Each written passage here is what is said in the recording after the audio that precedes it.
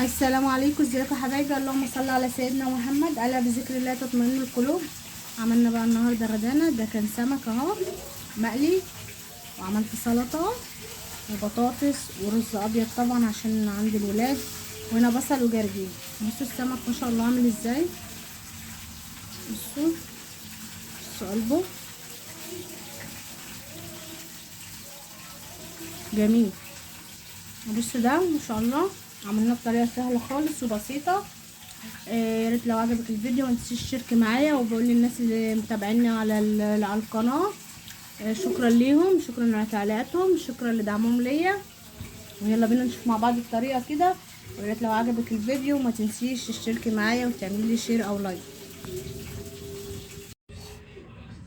معايا بقى هنا في الكبه توم وفلفل رومي وفلفل حامي وكزبره خضراء وليمون وفلفل احمر، ثواني بس، وفلفل احمر ونص طماطميه كده، يعني انا حطيت كزبره خضراء وفلفل احمر، فلفل احمر تحت اهو، وقرن فلفل من الحامي وفلفل رومي ونص طماطميه والثوم وكزبره، وهضربهم دلوقتي وخل، وهضربهم وبعدين لما اضربهم هنعمل بقى مع بعض السمك. بصوا التحضيره اهي معايا اهي، بصوا عامله ازاي اهي. بصوا بقى التوابل اللي معايا: معلقه كبيره من الملح او معلقه ونص، نص معلقه من البابريكا، ربع معلقه من الكركم، كزبره، كمون، رشه بسيطه كده من الزعتر، حابه تحطيها حابه مش حابه براحتك، بس ايه كده بقى التحضيره اهي معايا. بصوا نحشي بقى، نتبل السمك ونشوفه مع بعض. السمك كده معايا اهو، ده سمك بولتي كده شاريه النهارده، بصوا متنضف اهو، منضفاه اهو زي الفل معايا اهو. بسم الله الرحمن الرحيم اهو. وده كان كام واحده كده عندي في الفريزر اللي برضه اهو، بصوا قلبه اهو كله نضف زي الفل اهو. ده بقى هنحشي كده، مش هنكتر في التحديقه عشان فيها ايه فلفل حامي كتير.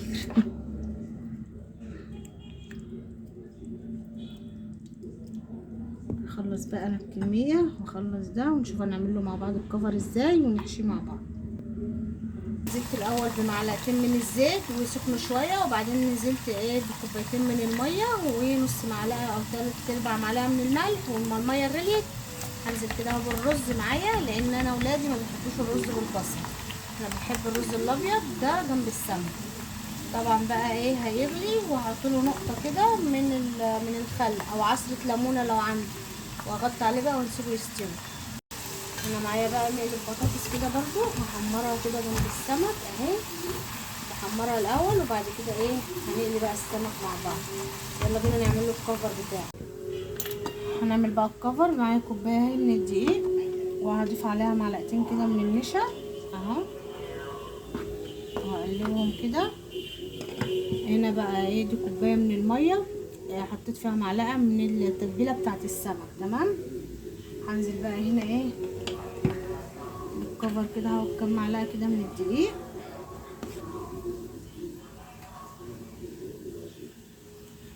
دول 5. وهحط رشه بس من الكركم. هعملها بقى عجينه كده تقيله ولا خفيفه، يعني هعمل العجينه دي السمك بتاعها هنشوفه مع بعض، لا تقيل ولا خفيف. هقلبها وارجع لكم. بصوا الخلطه معايا بعد ما خلصتها، القوام بتاعها اهو، لا تقيل ولا خفيف. هنعمل ايه بقى؟ ناخد كده اول حاجه اهو في الدقيق سمكتين اهو، اللي هو السمك الصغير، نفضهم كده كويس. هنزل في الخلطه دي كده اهي، ويلا على الزيت، على الزيت اهو.